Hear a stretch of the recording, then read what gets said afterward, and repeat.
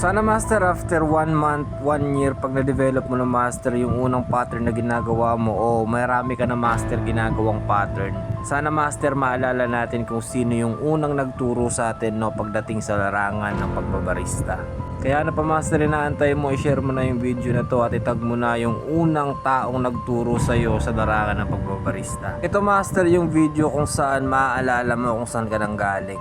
Lahat tayo master nagsimula sa wala at may mga mentor tayo dati. At syempre sa mga na-training ko, sana wag niyong kakalimutan na may isang bahay barista na umalalay sa inyo dati. Darating ang panahon na maaalala niyo yung ganitong pattern nyo, no? Yung mapapasabi ko na lang master na ay siya ay malayo na pala yung narating ko dati, ganito lang yung art na ginagawa ko. At sana master maging continuous yung pagtuturo natin sa mga bagong henerasyon. At sana master pagdating ng panahon, sana i-share mo rin to sa mga bagong sibol na barista. Stay humble mga master, at ito na nga ang ating aray kong moments na maaalala nyo pagdating ng panahon. Keep pouring mga master at keep on inspiring, no? Ay siya!